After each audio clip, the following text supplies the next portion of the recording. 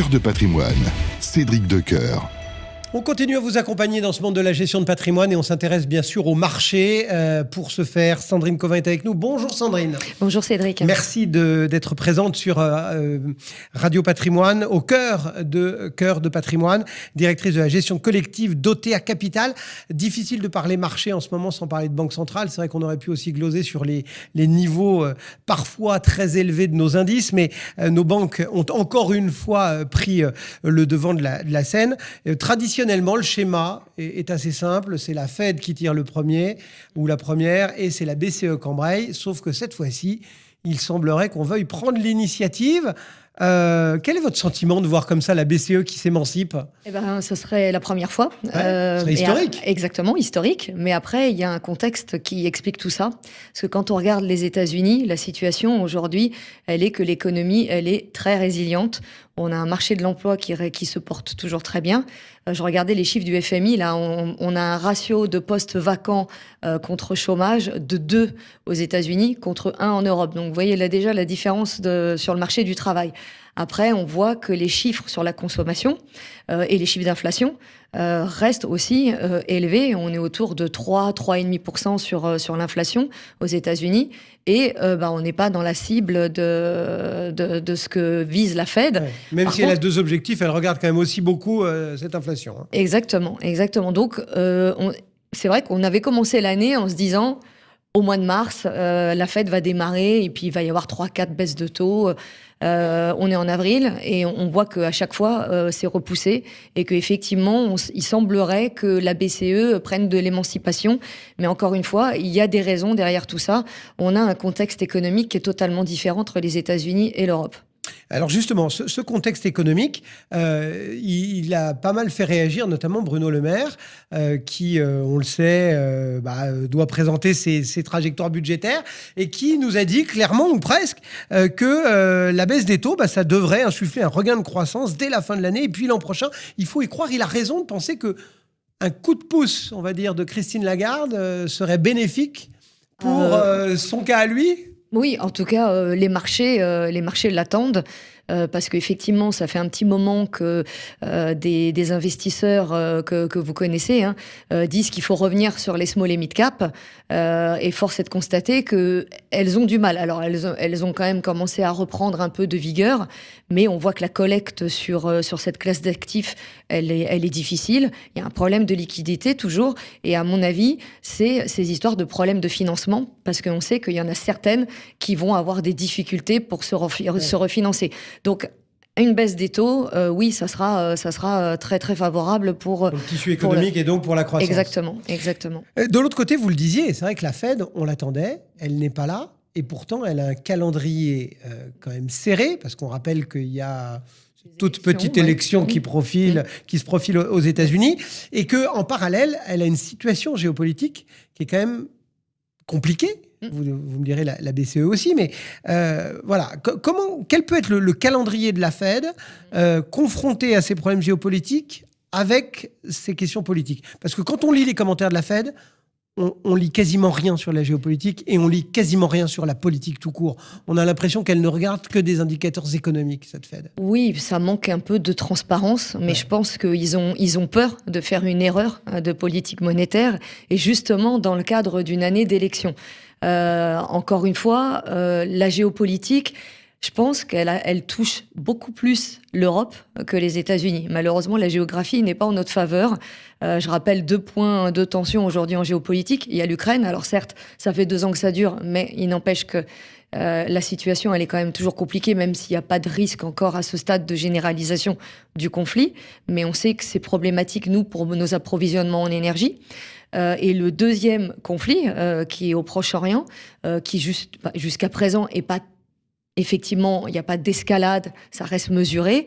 Il faudrait pas qu'il y ait une petite étincelle, parce que là, encore une fois, s'il y a un problème sur le marché du pétrole, ça va être surtout en Europe je rappelle que les États-Unis sont quasiment autosuffisants aujourd'hui.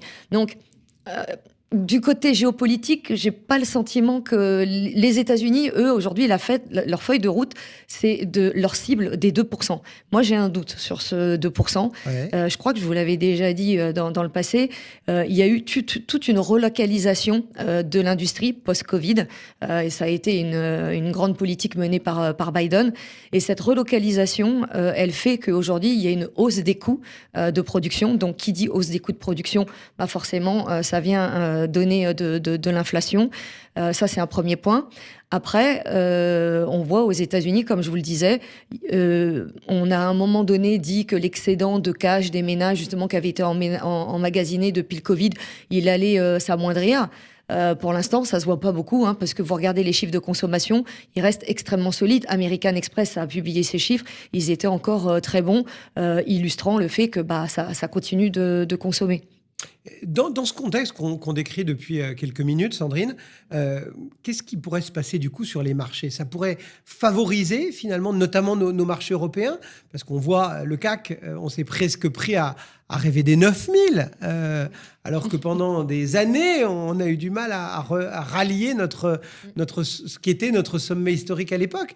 Comment est-ce que vous les voyez, nos marchés ? Alors, historiquement, c'est souvent les États-Unis qui sont mieux positionnés. Maintenant, quand on regarde les valorisations aux États-Unis sont très élevées, même, je dirais, tendues. Et alors, c'est toujours pareil, c'est disparate, mais on a vu la semaine dernière quelque chose d'intéressant. Le S&P a presque baissé de 5%. C'était la plus forte baisse depuis, je ne veux pas dire de bêtises, mais depuis un petit moment.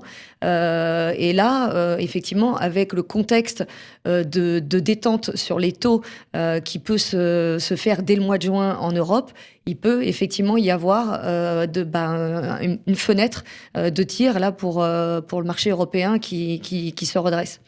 Vous nous avez dit tout à l'heure un petit mot des petites et moyennes capis, enfin des petites et moyennes entreprises et de leur financement. Et c'est vrai que quand on regarde nos marchés, alors singulièrement en Europe, mais c'est vrai aussi sur d'autres côtes, on a une moindre valorisation de ces petites et moyennes capis qui pourtant ne sont pas non plus des inconnus. Il y a beaucoup de leaders mondiaux, etc. Ça veut dire que s'il y a cette baisse de taux, s'il y a tout ce qu'on s'est dit, il y a une capacité de rattrapage. C'est-à-dire qu'aujourd'hui, par exemple, considérer les petites et moyennes capis, ça vous semble un pari pas complètement fou ?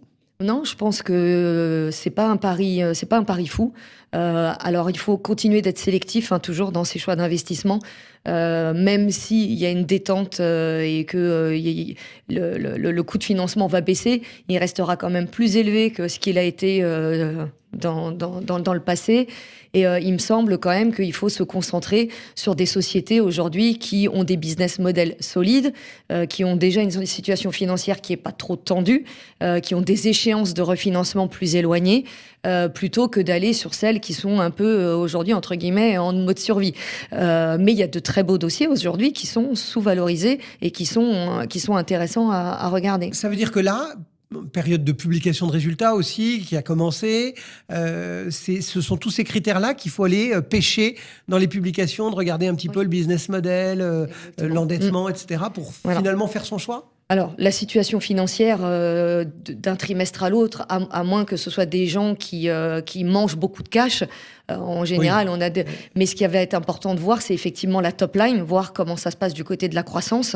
Et il y a de très belles boîtes dans les small et mid, pas que dans la tech, parce qu'on cite souvent la tech, mais il y a des belles boîtes dans la santé. Lever ses œillères et arrêter de regarder les X magnifiques. Exactement. Ou les connexes. Mais après, il y a des belles boîtes de tech en Europe qui sont très peu valorisées. Et effectivement, il faut regarder.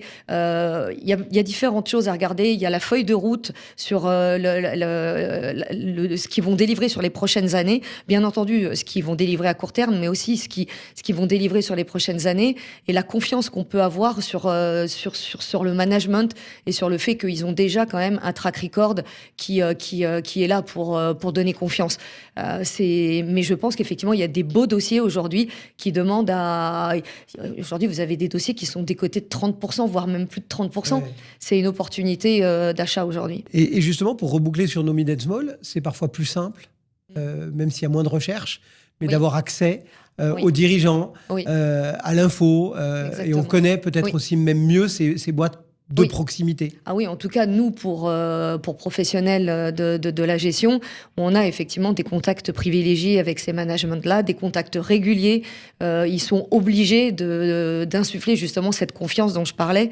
Et effectivement, par rapport à des gros groupes où tout est bien normé au niveau de la communication, et puis au final, vous apprenez rien de vraiment... Là, vous avez le potentiel d'aller dénicher ce qu'on appelle la pépite. Et c'est ce qui fait toute la différence dans un portefeuille aujourd'hui. Merci beaucoup Sandrine. Sandrine Merci Covin, Cédric. J'espère vous retrouver très vite et moi aussi. Sur Radio Patrimoine pour commenter ensemble cette vie des marchés et de la gestion. Merci d'être passé nous voir dans Cœur de Patrimoine. Cœur de Patrimoine, Cédric Decoeur.